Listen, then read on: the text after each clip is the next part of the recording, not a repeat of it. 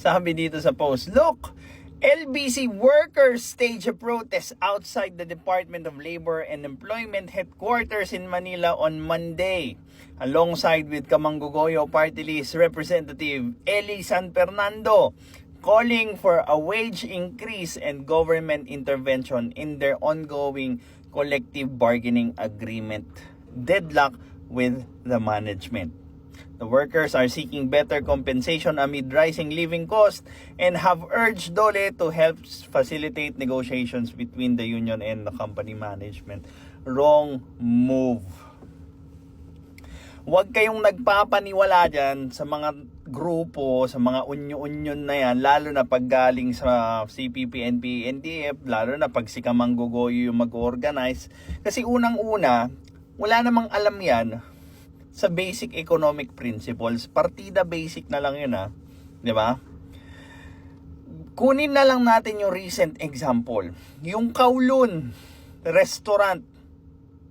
Yung Kowloon Restaurant nanalo sa bargaining agreement yung mga employee. Dito maas yung sweldo nila. Nangyari, hindi masustain nung branch. Sinarado yung branch. Diba? Yan yung paulit-ulit kong sinasabi na hindi ka pwedeng magtaas ng sweldo nang unang-una hindi mo tinitingnan yung ibang factors kung pwede bang magtaas ng sweldo. Diba? Andyan yung productivity mo.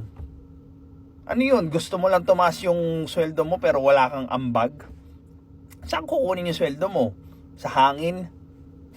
Buti sana kung pasasweldohin ka na ito ni Kamanggogoyo Diba? Pangalawa, yung financial capability ng kumpanya mismo. Kaya ba nung kumpanyang magdagdag na sweldo? Diba? Marami kasi sa mga rank and file and yung mga sumasali dito sa mga unyo-unyo na to, wala silang alam doon sa financial status ng kumpanya nila. Ang alam lang nila, CEO yan, may mga bilyon-bilyong pera nakatago yan. Diba? Yan yung mindset ng ordinaryong manggagawa.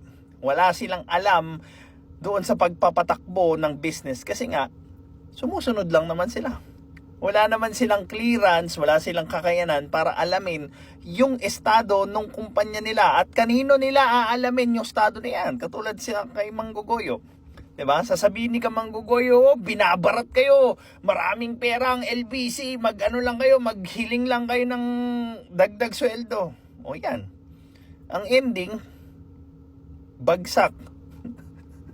Lugi yung kumpanya, magsasara, di kayo pa'y nawalan ng trabaho. Imbis na